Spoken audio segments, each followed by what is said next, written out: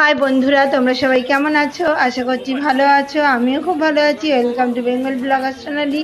Welcome আর নতুন video নিয়ে।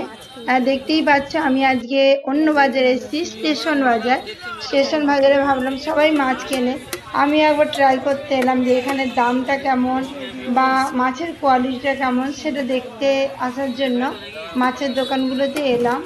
তা আমি দুটো দোকান দিয়েই মাছ নিয়েছি। একটা প্রথম নিলাম কাকুর দোকান থেকে, সেইখানে আমাকে চিংড়ি ফ্রি দিয়েছে দুটি। আর আমি 50 টাকা চিংড়ি নিয়েছি, তাতে আরও বেশি চিংড়ি দিয়েছে। তা ভালোই হলো, প্রথম বাজারে এসে চিংড়ি ফ্রি পেলাম। আর দেখো আমার বাজার হয়ে গেল, মাছের বাজার থেকে বেরিয়ে পড়লাম। বেরিয়ে আমি হাঁটছি টোটো ধরবো দেখে, ওই আর পাচ্ছিলাম না। তা অনেকটা হেঁটে তারপরে টোটো ধরলাম। বসেছে আর কি মাছ নিয়েছি বাড়ি গিয়ে তোমাদের দেখাবো। আজ স্টেশন বাজার দিয়ে বাজার করলাম, অন্যদিন আড়তে তোমাদের দেখাই। স্টেশন বাজারে মাছ খেয়ে দেখি যে কেমন লাগছে।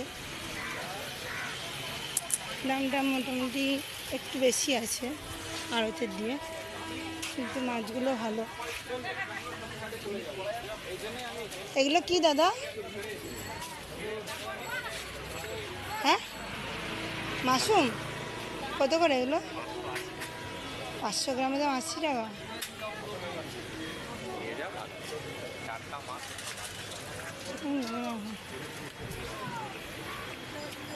আবার আলু বিক্রি হচ্ছে, এখানে সাজগোজও বিক্রি হচ্ছে। তো চলো বাড়ি গিয়ে দেখাবো তোমাদের কী কী মাছ কিনেছি। আমাদের মাছই খাই। আজকে মন হলো যে একটু স্টেশন বাজারে গিয়ে দেখি মাছের দরগুলো কীরকম আছে, সেই জন্য স্টেশন বাজারে আজকে গেছিলাম। আর কি কি মাছ এনেছি তোমাদের চলো দেখাই। আর ওখানে সবজিও কিনতে গেছিলাম, ভিডিও দিয়েছিলাম, শেয়ার করেছিলাম। তা চলো মাছের আজকে ভিডিওটা দিই। আর স্টেশন বাজারেও নানা রকমের মাছ পাওয়া যায়। তা চলো, মাছ এনেছি, ওখানে একটু দামটা বেশি। আর রুই মাছটা এমনি 200 টাকা কেজি ওখানে।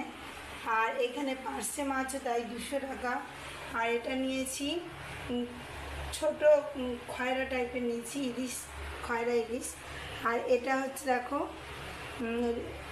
ট্যাংরা মাছ, এটা চিংড়ি মাছ। তাও 5 রকমের মাছ এনেছি আমি। চলো সব রকমের মাছগুলো ভেজে ফেলি। আর এখানে ভাত উনানে চাপিয়ে দিয়েছি। আর এখানে দেখো আজকে খয়রা খাওয়া হবে, ওর জন্য ইলিশ মাছের কোনো স্বাদ নেই, খয়রাটা তবু ইলিশ মাছের মতো খেতে লাগে, সেটা আমি খয়রা মাছই আনলাম। ইলিশ ছিল, ইলিশ আনিনি। ইলিশ ছিলাম, একদম স্বাদ নেই, মনে হচ্ছে যে কী মাছ খাচ্ছি তার ঠিক নেই।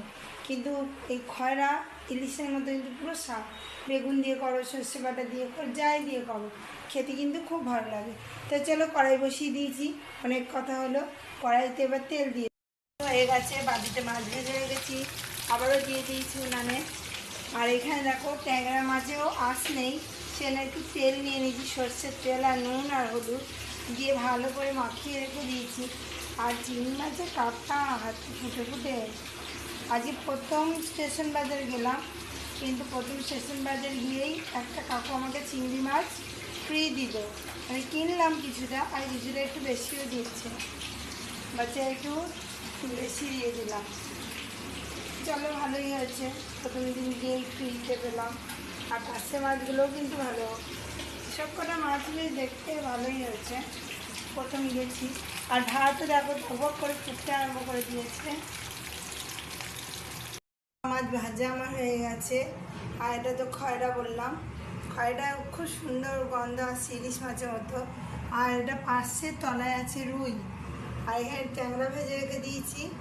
আর এখানে দেখো চিংড়ি। আর খয়রা মাছের তেল তুলে রেখেছি, পুরো ইলিশ মাছের মতো খেতে লাগে। একটা কাঁচা লঙ্কা আর এই তেল, দুর্দান্ত ভাত খেতে লাগে। আর দেখো বাসনে ঢিপি হয়ে রয়েছে, মাজবো।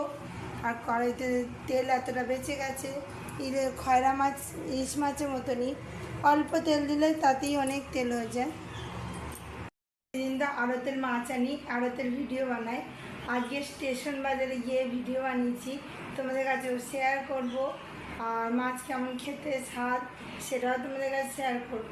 তা বন্ধুরা আজকের মতো রাখছি, কাল আবার নতুন ভিডিও নিয়ে খুশি গিয়ে আছি।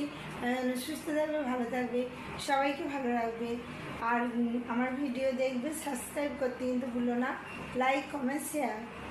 আর চলো আজকের মতো রাখলাম, কাল আবার পরের পার্ট নিয়ে আসছি। বাই।